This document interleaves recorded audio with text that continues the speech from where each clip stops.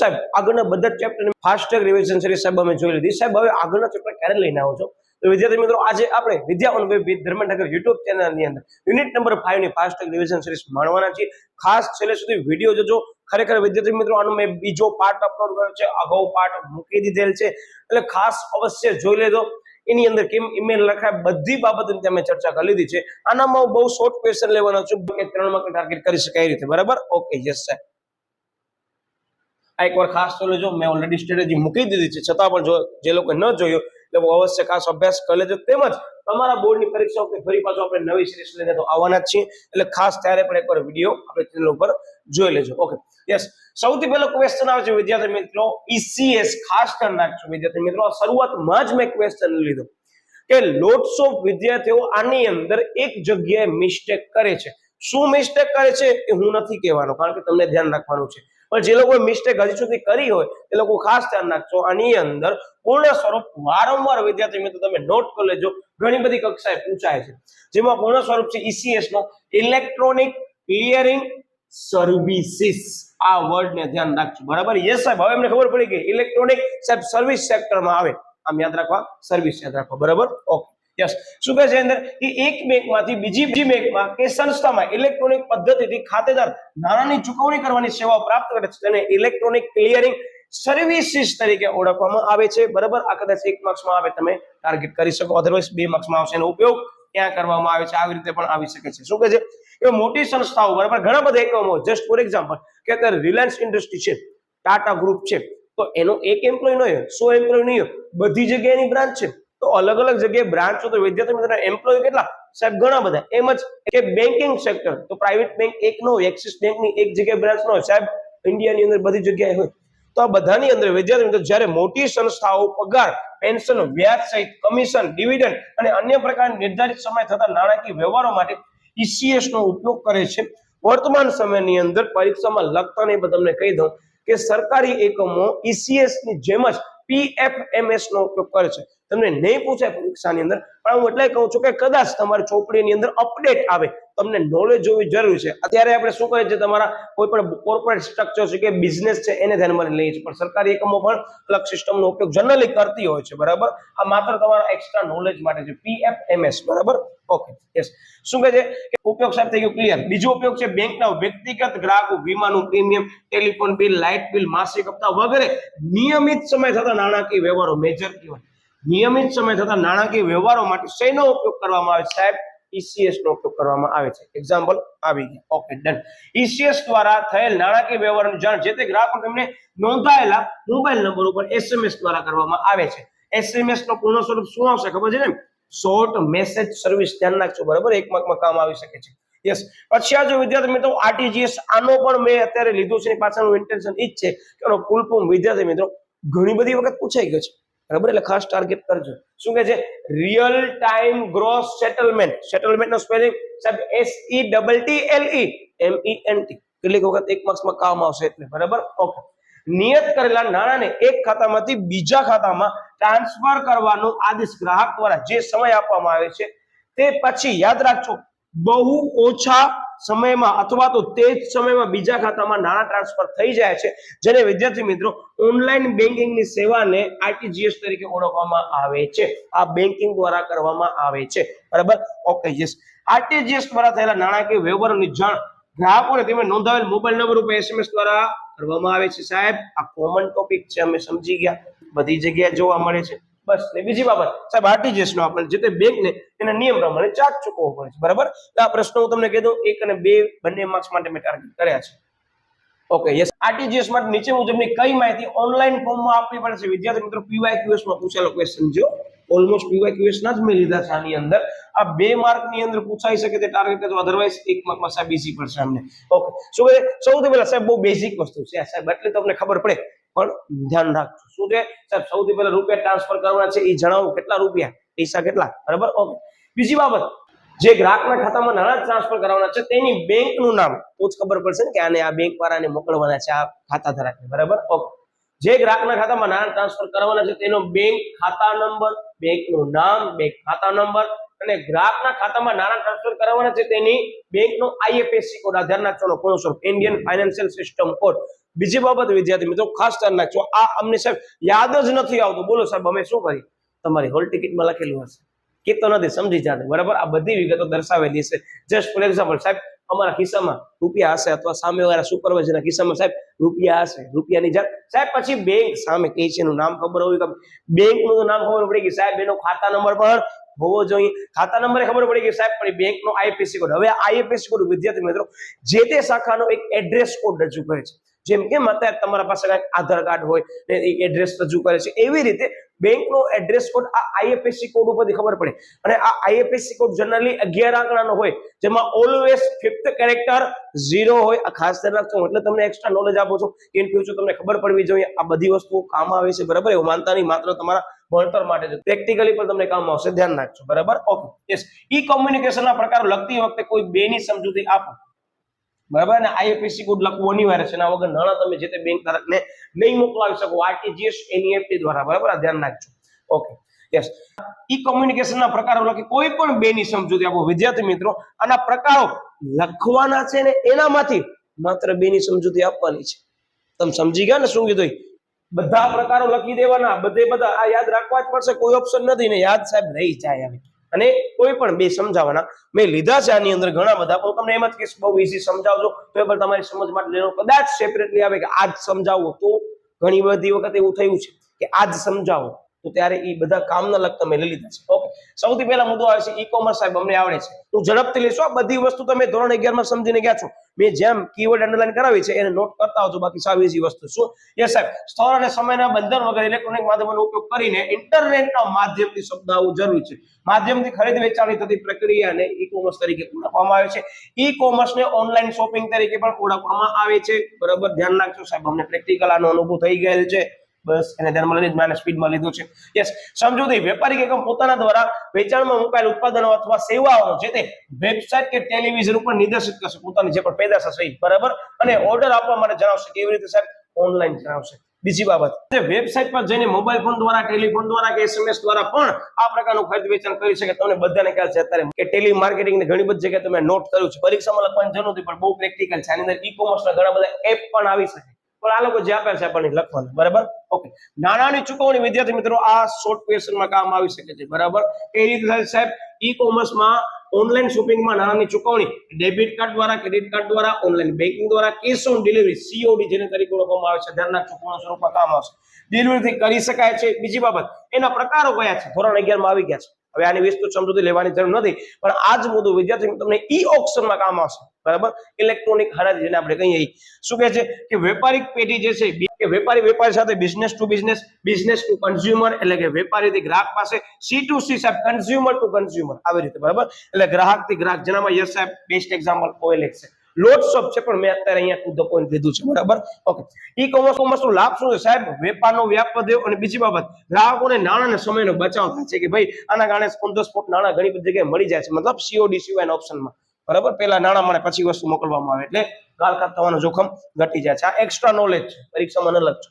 Yes. પછી આ જે ઈ બેન્કિંગ વિદ્યાર્થી મિત્રો, આનામાં મેં જેટલો હાઇલાઇટ કર્યો છે ને એટલો ઇનફ છે, બરાબર? આ ખાસ ધ્યાન રાખજો. મોબાઈલ દ્વારા કરવામાં આવે ત્યારે મોબાઈલ બેન્કિંગ, બરાબર?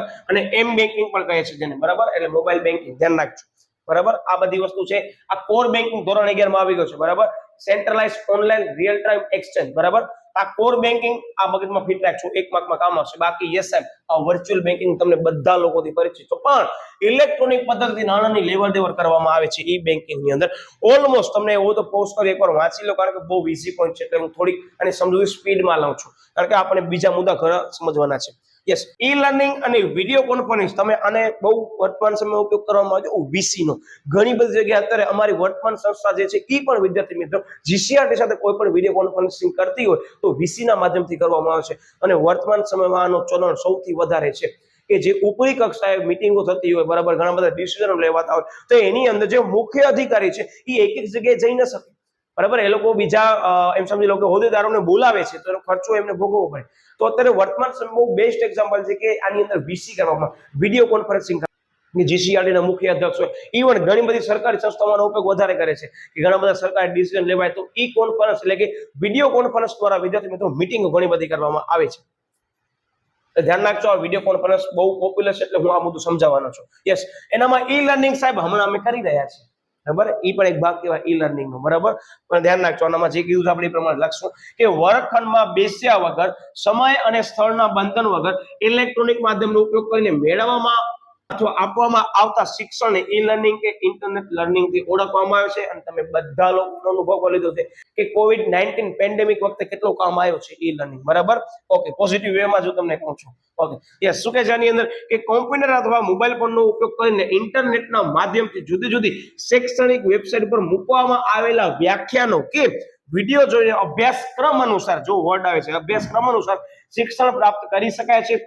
વિદ્યાર્થીઓ ઓનલાઈન પરીક્ષા આપીને તેનું પરિણામ પણ મેળવી શકે છે. આ વિદ્યાર્થીઓ ઓનલાઈન પરીક્ષા ઘણી બધી તમને બધાને ખ્યાલ છે, ગવર્મેન્ટ એક્ઝામ છે, પછી ગુજકેટ છે, નીટ છે, તો બધી એક્ઝામો ધીરે ધીરે ઓનલાઈન આવે છે. ને ઓનલાઈન બહુ સરળ માધ્યમ છે અમુક કક્ષાએ, બરાબર. આ માત્ર તમારે સમજ માટે છે, પરીક્ષામાં એટલું વિસ્તૃત લખતા નહીં. ઓકે, ટેલિવિઝન ઉપર પણ આ પ્રકારના શૈક્ષણિક કાર્યક્રમ પ્રસારિત કરવામાં આવે છે. તમને બધાને ખ્યાલ છે ગવર્મેન્ટની ઘણી બધી ચેનલો છે કે જેની ઉપર આવી રીતે માહિતી પૂરી પાડવામાં આવે છે વિદ્યાર્થીઓને. અને COVID-19 પેન્ડેમિક વખતે વિદ્યાર્થી મિત્રો અઢળકનો ઉપયોગ કરવામાં આવ્યો છે, તમને બધાને ખ્યાલ છે.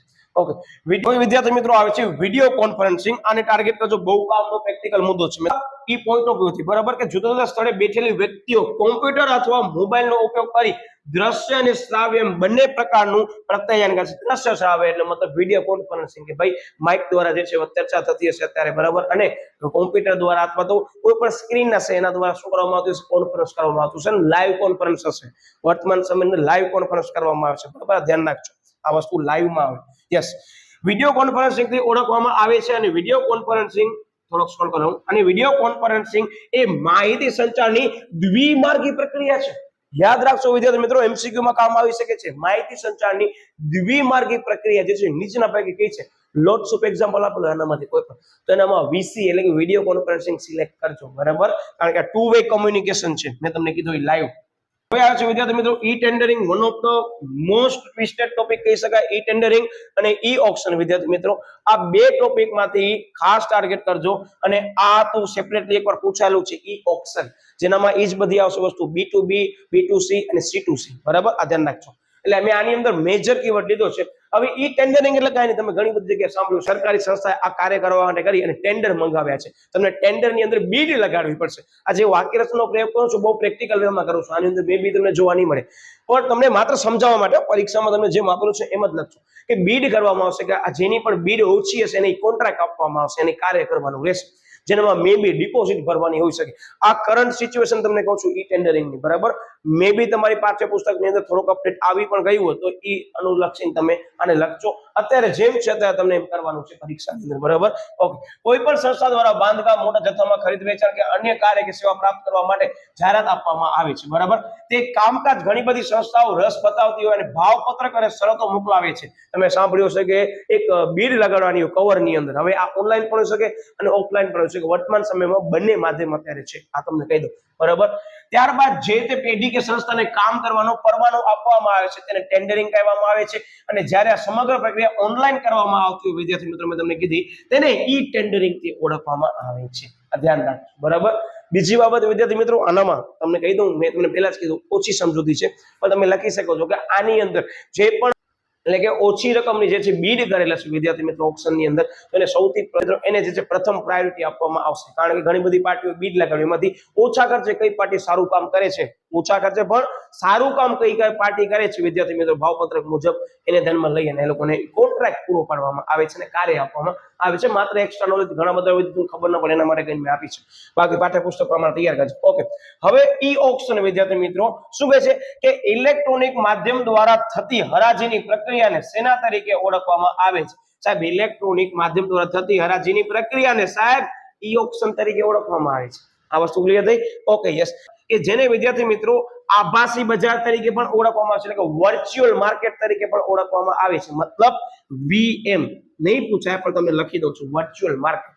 એટલે ટુ ધ પોઈન્ટ આ કોન્સેપ્ટ અંદર કવર થઈ ગયો. હજી એક ટોપિક છે ઈ સ્ટેમ્પિંગ. મેં આની સમજૂતી નથી લીધી પણ તમને મૌખિક રીતે સમજાવી દઉં છું. વિદ્યાર્થી મિત્રો ઘણી બધી જગ્યાએ તમે વર્તમાન સમયમાં સાંભળ્યું હશે કે ગવર્મેન્ટના જે અમુક નિયમ અનુસાર, બરાબર, તમને સ્ટેમ્પ ડ્યુટી ભરવી ફરજિયાત છે. અમુક કક્ષાએ અમુક લેવલે કમ્પલસરી ભરાઈ જાય છે, અમુક લેવલે તમને અલગથી ભરવી પડે છે. જસ્ટ ફોર એક્ઝામ્પલ કે તમે કોઈ પણ કાયદાકીય પ્રોસેસ કરો છો, કે તમે કોઈ પણ જમીનનો દસ્તાવેજ છે કે ટ્રાન્સફર કરો છો, તો ઘણી બધી આવી લીગલ મેટર્સની અંદર ગવર્મેન્ટના નિયમ અનુસાર તમને અમુક જે છે સ્ટેમ્પ ડ્યુટી ચૂકવવી પડે, જેને વિદ્યાર્થી મિત્રો ઈ સ્ટેમ્પિંગની પ્રોસેસ કહેવાય. અને આ સ્ટેમ્પ ડ્યુટી તમે ઇલેક્ટ્રોનિક માધ્યમ દ્વારા ઉપર ગવર્મેન્ટની સાઇટ ઉપર ભરી શકો છો. ઘણા બધા લોકોને લાયસન્સ આપવામાં આવે છે કે સૌથી પહેલા તમને જે છે ઈ સ્ટેમ્પિંગ કરાવવું પડે, પછી તમને સ્ટેમ્પ મળે. એને ધ્યાનમાં લઈ વિદ્યાર્થી મિત્રો તમને જે પણ જગ્યાએ કહે છે કે ઈ સ્ટેમ્પ લઈ આવો, ત્યારે ઈ સ્ટેમ્પ તમને રજૂ કરવું પડે છે. અત્યારે તમને આની સમજ આપી દઉં છું. ઈ સ્ટેમ્પિંગ એટલે તમને કહું છું કે વર્તમાન સમયની અંદર ધીરે ધીરે એનું ચલણ વધી રહ્યું છે. 2025 થી હું આ વિડીયો બનાવું છું, તો 2025 ના વિડીયોથી ટાર્ગેટ કરું ને, તો અત્યારે વિદ્યાર્થી મિત્રો ઘણી બધી સંસ્થાઓમાં જે 5 વર્ષ પહેલા ન હતું, બહુ ઓછું હતું એમ કહી શકાય, અત્યારે વર્તમાન સમયમાં તમે ગવર્મેન્ટ પાસે લાયસન્સ ધરાવતા હશો તો તમે સાંભળો છે નોટરી કરાવવા જાવ ત્યારે તમને વકીલ કહેશે કે ઈ સ્ટેમ્પ માટે એટલા રૂપિયા આપો. તો ગવર્મેન્ટની સાઇટ ઉપર સીધે વિદ્યાર્થી મિત્રો જેના પાસે લાયસન્સ છે એ લોકો ઈ સ્ટેમ્પ પ્રિન્ટ કરીને તમને આપી શકશે. બધા લોકોને આની પરમિશન ન હોય, એનો મતલબ ગવર્મેન્ટને સીધી ઈ ડ્યુટી મળી ગઈ, સ્ટેમ્પ ડ્યુટી, બરાબર, કોઈ કાર્યની અલગ નિયમ અનુસાર હોય કે આના આટલા રૂપિયાની સ્ટેમ્પ ડ્યુટી હોય. ઘણી બધી જગ્યાએ સાટા કરાર, બરાબર, તમે સાંભળ્યું હશે કે જમીનના દસ્તાવેજો છે. લોટ્સ ઓફ સર્વિસની અંદર વિદ્યાર્થી મિત્રો ગવર્મેન્ટ ડિપાર્ટમેન્ટ સાથે તમે જે છે કાર્યવાહી કરતા હશો, બરાબર, લીગલ મેટર્સની અંદર, ત્યારે બધી વસ્તુ કરવી જરૂરી છે. ટુ ધ પોઈન્ટ એટલે જ મેં આની સમજૂતી આપી છે કે કદાચ, યસ તમે સમજી ગયા, મેં સ્ક્રીનશોટ રાખી દીધું છે, કદાચ આવે તો આટલી સમજૂતી ઇનફ રહેશે. એટલે વિદ્યાર્થી મિત્રો હવે આપણે કોઈ પણ ટોપિક જોવાના હજી પણ બાકી રહી ગયા તો ખાસ એકવાર જોઈ લેજો. ફાસ્ટ ટ્રેક રિવિઝન સિરીઝનો આનો મેં બીજો પાર્ટ મૂક્યો છે. આગળનો પાર્ટ 1 ની અંદર ઈમેલ કેમ લખાય, ઈમેલમાં ધ્યાનમાં રાખવાની બાબતો, તેમજ આ ચેપ્ટરની અમુક જે આઈએમપી નોટ્સ છે મેં ત્યાં સમજાવી દીધી છે શરૂઆતની. એના સિવાયની બધી વસ્તુ મેં અહીંયા ઓલમોસ્ટ કામની કવર કરી લીધી છે. એટલે વિદ્યાર્થી મિત્રો મને આશા છે કે તમને આ વિડીયો સરસ મજાનો ગમ્યો હશે. એટલે ખાસ વિડીયોને યસ સાહેબ લાઈક કરી દઈએ, યસ ચેનલને હજી સબસ્ક્રાઇબ ન કરો સાહેબ, ચેનલ સબસ્ક્રાઇબ કરી દીધી, હવે બેલ આઇકન પ્રેસ કરી નાખો, ઝડપથી નોટિફિકેશન મળવી જોઈએ. આઈએમપી વિડીયો આવશે હવે, બરાબર. અને યસ તમારા માટે એક સરસ મજાની સરપ્રાઈઝ પણ છે. એટલે ખાસ આપણા સોશિયલ મીડિયા માધ્યમોની અંદર કદાચ જોડાવાનું ભૂલી ગયા તો ખાસ જોડાજો, જે ટોટલી ફ્રી છે, બરાબર, લોકોને લાભ મળવાનો છે એ ચોક્કસ કહી શકો છો. તો મળીએ છીએ વિદ્યાર્થી મિત્રો ફરી પાછા નવા ટોપિક સાથે. ત્યાં સુધી બાય બાય. અને કદાચ તમારી આજે પરીક્ષાનો વિડીયો જોઈ રહ્યા છો તો wish you all the best, શાંતિથી પેપર લખજો. મળ્યા વળી પાછો નવા ટોપિક સાથે, ત્યાં સુધી બાય બાય.